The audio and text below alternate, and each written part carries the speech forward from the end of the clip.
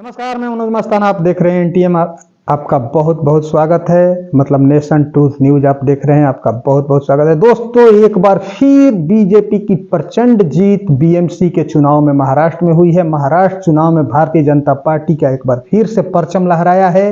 लेकिन इस जीत पर जो भारतीय जनता पार्टी फूले नहीं समा रही है, वही विपक्ष का आरोप है कि ये फेयर माइंडेड नहीं है, ये साफ सुथरा जनादेश नहीं है। क्योंकि आप भी देखे हैं कि वोटिंग, जो परसों वोटिंग हो रही थी, तो वोटिंग के दरमियान पैसे पब्लिक ने छापे मार मार के पैसे पकड़े थे बूथ के पास से कि किस तरह से पैसे बांटे जा रहे थे। किसी के घर से इस तरह का वीडियो आ रहा था कि लिफाफे में करके 3000 रुपया भेजा गया है। तो क्या ये खरीदा हुआ माइंडेड है या चुनाव आयोग एक तरफा भारतीय जनता पार्टी का फेवर कर रहा है? आज चुनाव आयोग संवैधानिक संस्था न बन करके एक पार्टी विशेष की संस्था बन गई है। इसी खबर की हम पूरी तस्दीक करने वाले हैं, पूरी रिपोर्ट आपके सामने रखने वाले हैं, साथ ही साथ आपसे कुछ सवाल करने वाले हैं। आप कहीं नहीं जाइएगा, चंद मिनट की वीडियो होगी दोस्तों। और आप सबसे गुजारिश है कि आप चैनल पर बने रहिए। चैनल आपका है, चैनल को सब्सक्राइब कर लीजिए, बेल आइकन प्रेस कर लीजिए। वीडियो अगर अच्छी लगे तो लाइक, शेयर और कमेंट जरूर करिए। दोस्तों, अब आइए खबर की तरफ बढ़ते हैं, फटाफट खबर की तरफ बढ़ते हैं। पहले एक नज़र डालते हैं बीएमसी के, महाराष्ट्र के बीएमसी के चुनाव पर। बीएमसी की टोटल 227 सीट महाराष्ट्र में है। उस 227 सीट में मुंबई की 227 सीट है। उसमें बीजेपी 89 जीती है और शिवसेना उद्धव गुट 65 सीटें जीती है। एमएनएस 6 जीता है। एसएस शिवसेना एकनाथ शिंदे का गुट 29 सीटें जीती है। कांग्रेस 24 जीती है। वही एनसीपी अजीत पवार की पार्टी 3 जीती है और अदर्स 11 जीते हैं। तो ये मुंबई की 227 सीटों में बीजेपी 118, शिवसेना यूबीटी 71 सीटें जीती है, कांग्रेस 24, एनसीपी 3 और अदर्स 11 जीते हैं दोस्तों। वही ठाणे की 131 सीटों में बीजेपी 103, एसएस यूबीटी 1 सीट जीती है, एनसीपी शरद पवार की पार्टी 12 जीती है, एनसीपी अजीत पवार की पार्टी 9 जीती है और अदर्स 6 जीते हैं। नागपुर की 151 सीटों में से BJP 103, SS Shiv Sena Uddhav 2, NCP Sharad Pawar की 0, एनसीपी अजीत पवार की 1 और अदर्स 11 जीते हैं।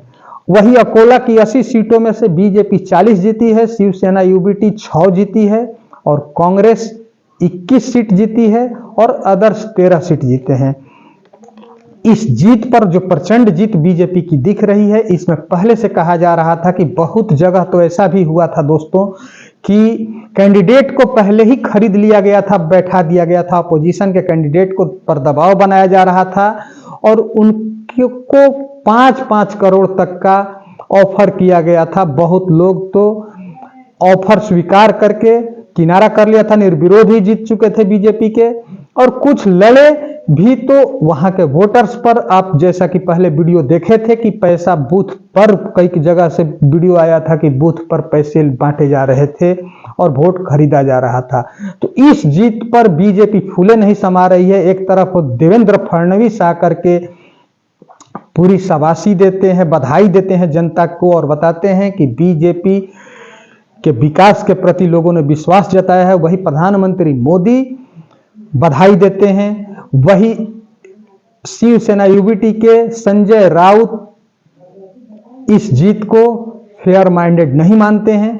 तो आपको बता दें दोस्तों कि उद्धव पवार और कांग्रेस के गढ़, शिवसेना उद्धव और शरद पवार और कांग्रेस के गढ़ में बीजेपी ने बड़ी जीत दर्ज की है।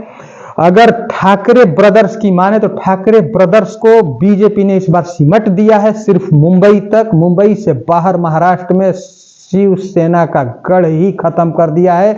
मतलब जहां कांग्रेस का गढ़ रहा है या शिवसेना का गढ़ रहा है या शरद पवार का गढ़ रहा है एनसीपी का, उन गढ़ में बीजेपी की प्रचंड जीत हुई है, जिस पर देवेंद्र फडणवीस पूरी बधाई दे रहे थे। शिवसेना उद्धव की गुट हारी है और बीजेपी जीती है। एनसीपी शरद पवार का गुट हारा है, उनके गढ़ में बीजेपी जीती है। कांग्रेस के गढ़ में कांग्रेस हारी है, बीजेपी जीती है। तो हर जगह दोस्तों बीजेपी का परचम बीएमसी के चुनाव में लहराया है, लेकिन ये कितना फेयर है और कितना साफ सुथरा है, इस पर आप क्या सोचते हैं? आप अपनी राय जरूर दीजिएगा। उस वक्त में जब वोटिंग के दिन कई बूथों पर जनता ने छापेमारी करके नोट पकड़े थे और शिकायत किया गया था, लेकिन आज तो शिकायत पर भी चुनाव आयोग में कोई सुनवाई नहीं होता है, क्योंकि चुनाव आयोग की सारी नियम की धज्जियां उड़ती है। एक तरफ राजस्थान में जब चुनाव होना था तो वहां पर जब आचार संहिता लागू हुआ तो वहां पर पहले से रनिंग जो प्रोजेक्ट थे, जो प्लान थे, जो योजनाएं थी, उन योजनाओं को रोक दिया गया आचार संहिता का हवाला देकर के। वही आप बिहार में देखिए कि चुनाव के बीचों बीच वोटिंग से ठीक पहले पैसे डाले जा रहे थे, वहां पर चुनाव आयोग की धज्जियां सरेआम उड़ाई गई। विपक्ष हमला करते रह गया, न इस पर कोर्ट कुछ कर पाया, न ही चुनाव आयोग कुछ कर पाया। चुनाव आयोग तो बोला कि रनिंग प्रोजेक्ट है, रनिंग योजना है, इस योजना में इसे नहीं रोक सकते हैं। वही रनिंग योजना को तमिलनाडु में रोक दिया जाता है, राजस्थान में रोक दिया जाता है जहां विपक्षी पार्टी की सरकार है, झारखंड में रोक दिया जाता है। लेकिन जहां डबल इंजन की सरकार है वहां रनिंग योजनाएं चलते रहती है, आचार संहिता का कोई मतलब नहीं है, कोई मायने नहीं है। तो आज निश्चित तौर पर चुनाव आयोग बीजेपी के लिए काम कर रहा है। आज अगर कोई कहता है कि चुनाव आयोग एक संवैधानिक संस्था है तो बिल्कुल गलत है, क्योंकि चुनाव आयोग कहीं से भी संवैधानिक संस्था जैसी नहीं दिख रही है। सरेआम लोगों को खरीदा जा रहा है, धमकाया जा रहा है। महाराष्ट्र के बीएमसी में बहुत कैंडिडेट ने तो अपना नाम वापस ले लिया, उन्हें खरीद लिया गया, निर्विरोध जीत गए। जिस बीएमसी का चुनाव जो कि ये कहते हैं कि महाराष्ट्र का वो भाग्य निर्णय करता है, जितना मुख्यमंत्री का पावर होता है उससे थोड़ा भी कम पावर मुंबई के मेयर का नहीं होता है। तो उस चुनाव में इस तरह की धांधलियां या उसके बाद से सेखी बधारी जा रही है कि हम जीत गए, हमारा प्रचंड मैंडेट मिला है, बहुमत मिला है। तो इन सब विषयों पर आप क्या सोचते हैं? आप अपनी राय कमेंट में जरूर दीजिए। साथ ही साथ दोस्तों, अगर आप चैनल पर नए हैं तो चैनल को सब्सक्राइब करिए, बेल आइकन प्रेस करिए।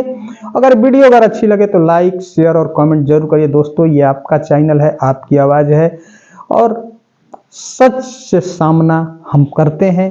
आप सबके हौसला अफजाई से ये चैनल चलता है, इसलिए दोस्तों आप चैनल पर को सब्सक्राइब जरूर कर लीजिए। साथ ही साथ फेसबुक पेज पर देख रहे हैं तो पेज को भी फॉलो कर लीजिए। आपका बहुत बहुत धन्यवाद दोस्तों। नमस्कार।